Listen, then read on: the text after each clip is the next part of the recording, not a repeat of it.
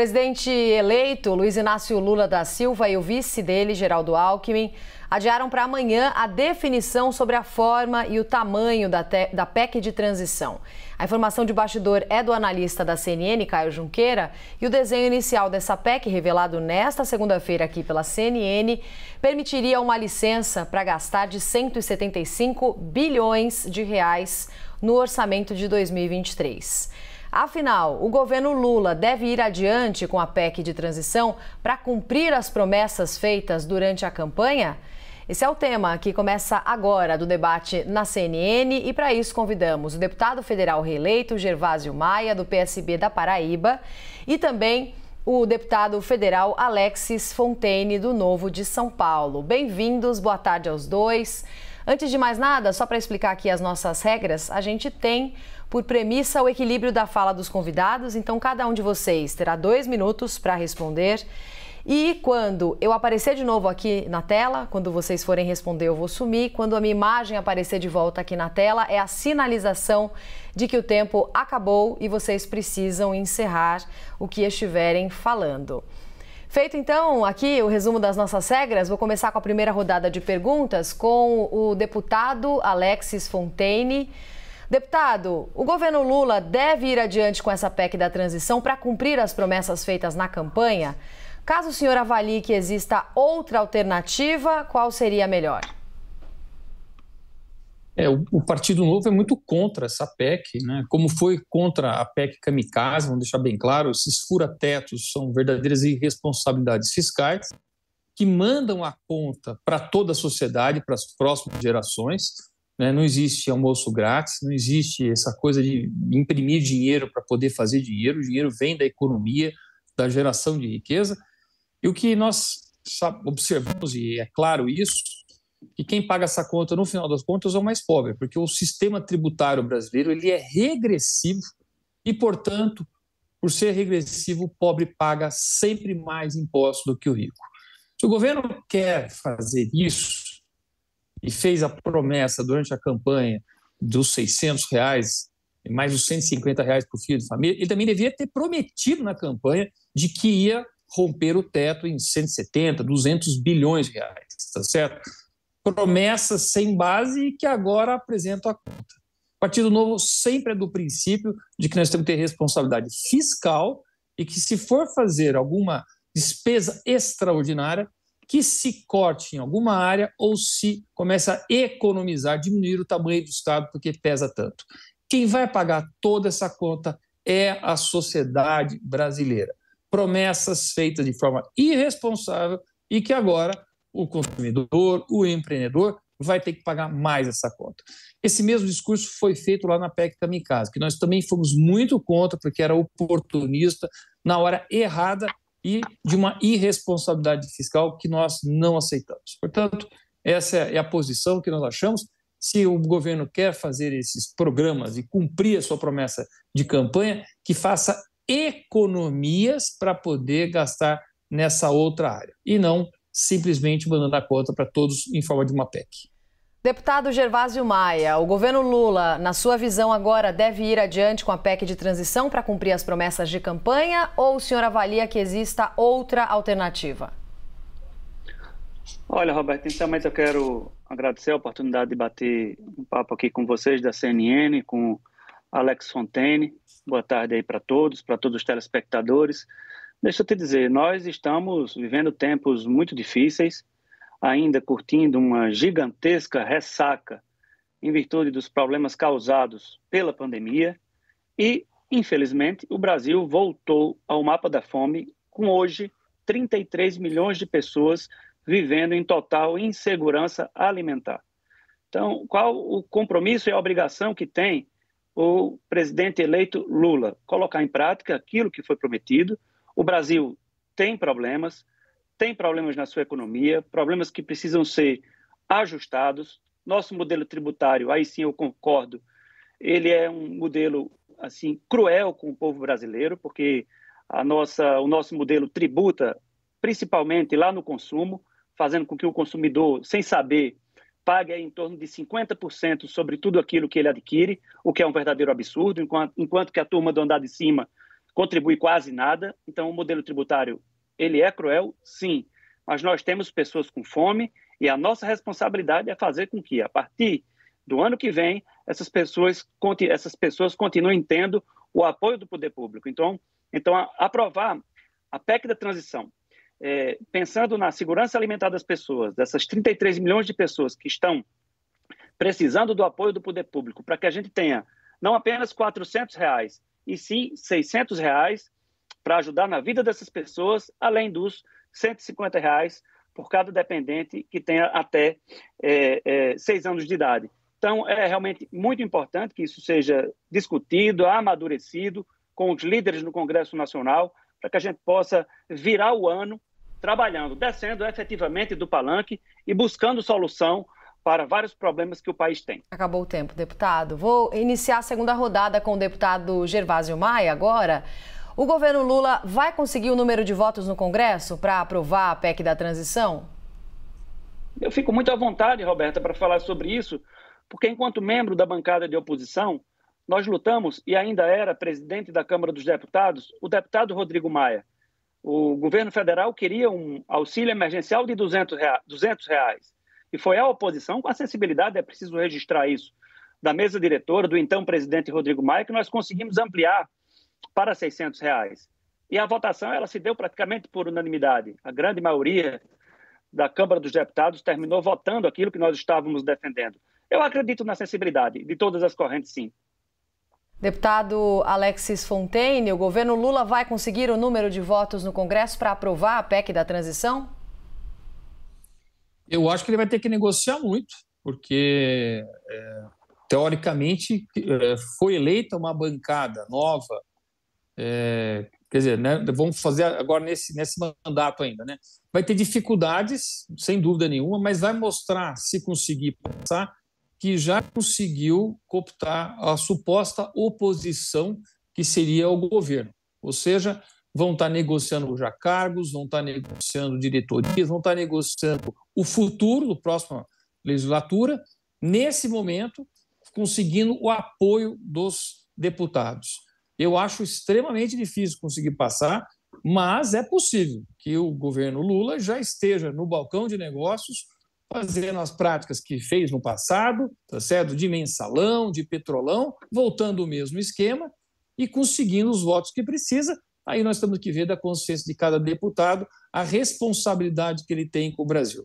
Eu realmente quero ver o que vai acontecer. O Partido Novo com certeza vai votar todo contra, porque nós não podemos aceitar essa irresponsabilidade fiscal, essas contas são mandadas para frente, mas eu não posso responder pelos outros deputados. É algo a se ver, a observar, e vai mostrar já uma força, né, uma demonstração de força e de falta de oposição para os próximos 4 anos. Deputado Alexis, vou começar a quarta pergunta pelo senhor agora. Como é que você avalia a necessidade, a terceira pergunta, desculpe. Como é que o senhor avalia a necessidade de manutenção do valor de R$600 para quem recebe o benefício e o aumento do salário mínimo? Roberta, o que me preocupa muito é que ninguém está falando em programa de geração de emprego e renda. A gente só está falando de programas assistenciais. Hoje, no Brasil, quem ganha R$600 limpo, isento de imposto, tem mais vantagem do que alguém que tem uma carteira de trabalho assinada com um salário de R$2.500. E que com R$2.500 ele vai ter que pagar imposto, com R$2.500 ele vai ter que pegar trânsito para ir e voltar, transporte para ir e voltar, ele vai ter que morar mais próximo, ele vai morar numa cidade mais cara, e no final do dia, do mês, o líquido vai ser menos do que R$600. Nós estamos fazendo os estímulos errados. Nós podemos fazer um assistencialismo, mas nós temos que imediatamente entrar com políticas de geração de emprego e renda, a inclusão social produtiva, para que essas pessoas possam se libertar, né? Essa necessidade de a gente acabar com essa neo-escravidão, esse abolicionismo do século XXI, que são esses programas que mantêm as pessoas nessas mesmas condições vulneráveis. Eu não vejo um só programa e propostas de geração de emprego e renda, de melhorar o ambiente de empreendedorismo, e as promessas são colocadas e usando esses programas de essencialismo com verdadeiros programas eleitorais.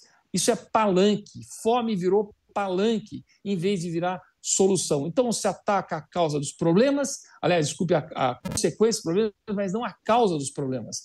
E atacar a causa da fome no Brasil de forma definitiva não é com um programa de R$600, com mais 150, que seja. É com emprego, é as pessoas ganhando os seus próprios sustentos e podendo sustentar as suas famílias e ter a liberdade de poder decidir a sua vida. O que está acontecendo é uma neo-escravidão agora com assistência social do governo.